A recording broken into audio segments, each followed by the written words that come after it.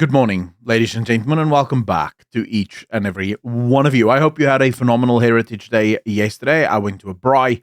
What did you guys do? Let me know. There's a thing in South Africa that is currently starting to happen, and I genuinely believe that as I go through the comments on Julius Malema's latest take, the EFF is imploding. Now, I'm going to let you listen to what Julius Malema said, and then I'm going to explain to you why this is happening, and I'll be using stats to show this. But first, take a listen to this. We call people Zimbabweans. We call people Malawians. We call people who come from outside Makwerekwere. Whereas we are Makwerekwere ourselves, because we come from where those people come from. None of us come from here. We came from the north and found the koi and the sand here in southern Africa, and we settled here.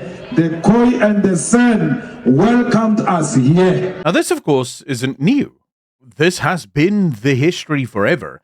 There is a significant, or maybe a significant minority of people in South Africa who completely deny this fact, but all of the history actually shows this. The vast majority of black people did not come or did not live here in South Africa. They come from way up north. Really, the Zulu come from the middle of Africa, and we can sort of trace their line because they killed and fought a lot all the way down to South Africa. So really, we know, right, that South Africa wasn't populated and settled by a majority of black people in 1652 when Jan van Riebeeck first arrived here. We, of course, and Julius Malema himself, used to call white people racist for even suggesting that this was a fact.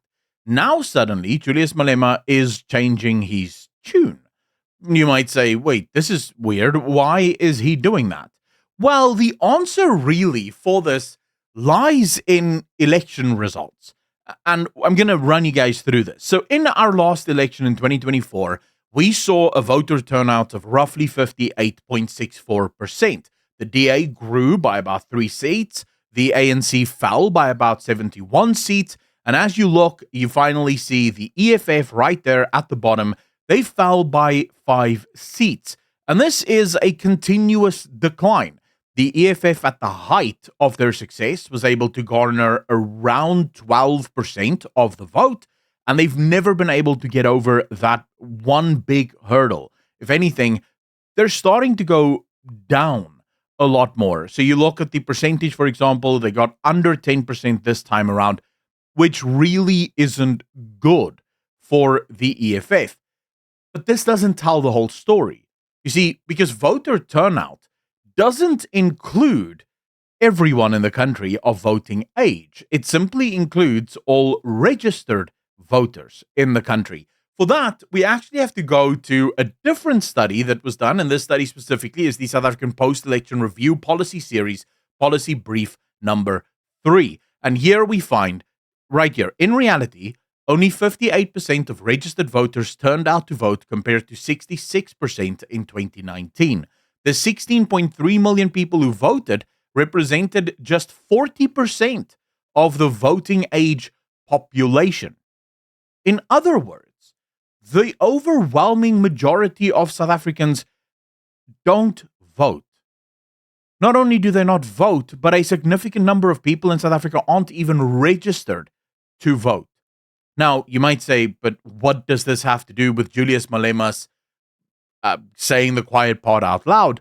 The answer lies in this. You see, Julius Malema, when he left the ANC, he surrounded him, like all good dictators do, with a bunch of yes men, people who believed exactly as he did, who lives in the exact same bubble. And Julius Malema bought into this idea that in order for a party to really succeed, it needs to dial the racism up to 100. It needs to play into the race politics. Herman Mashaba is doing the exact same thing, just constantly going into the race-based politics side of South Africa.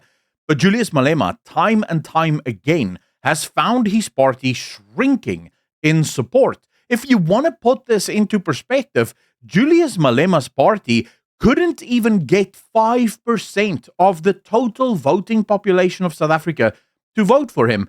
And if you think, well, that's not really how it works because it's representative, so it's percentages and all the rest of it, people who are political activists and political populism, like the EFF are, they're very good at mobilizing their supporters. And if someone is likely to vote for someone like the EFF, they're going to be more likely to vote.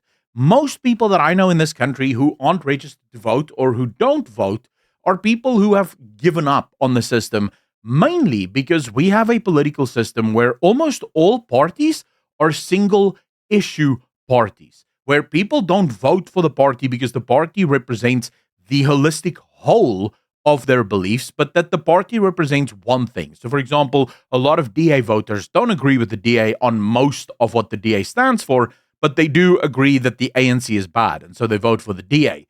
People who vote for the ANC probably don't agree with the vast majority of what the ANC stands for, but a lot of people might just vote for the ANC because their fathers voted for the ANC and their fathers' fathers voted for the ANC. And so it's just sort of, they don't really pay attention to politics that much. They just sort of go in, make their X and leave. And a lot of those people eventually realize, okay, no change is coming.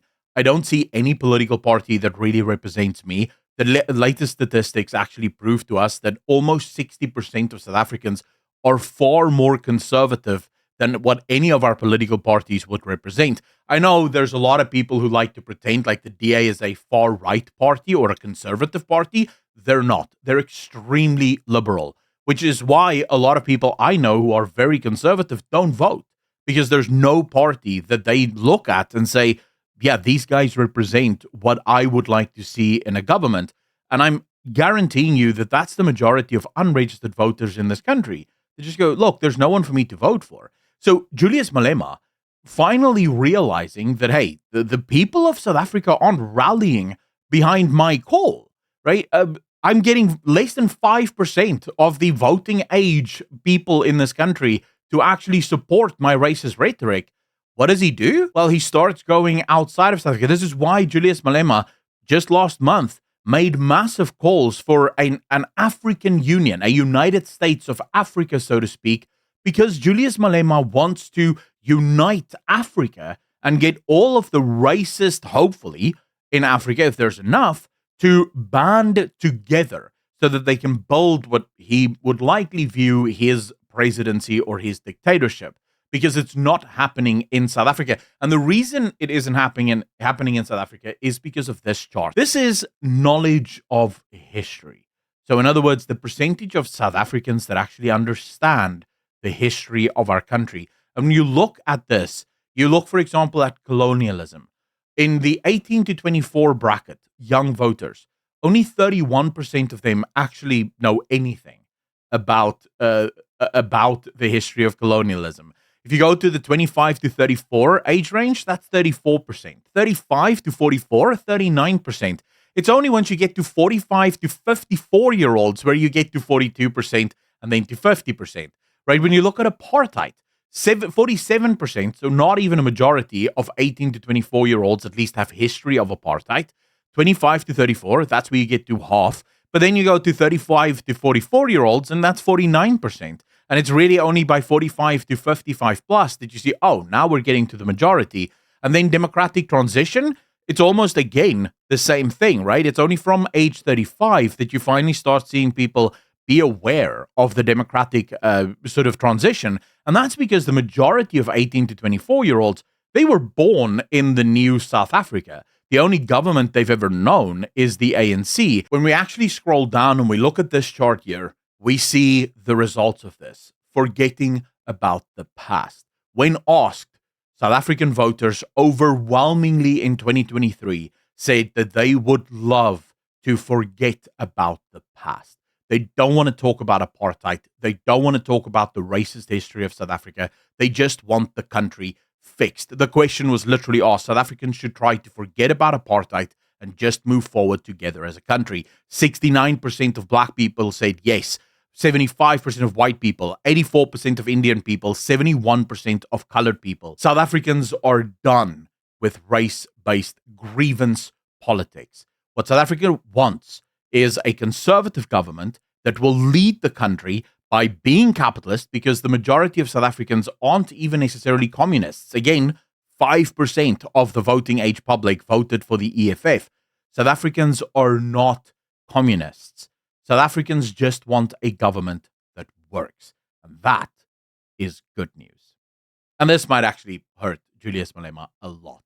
If you go through the comments, his supporters are not happy with him. I want to say thank you to all of the patrons and the YouTube channel members that continue to support this channel. To become a patron, hit the link in the description down below, or just the join button right below this video.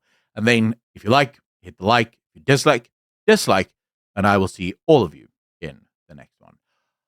Peace.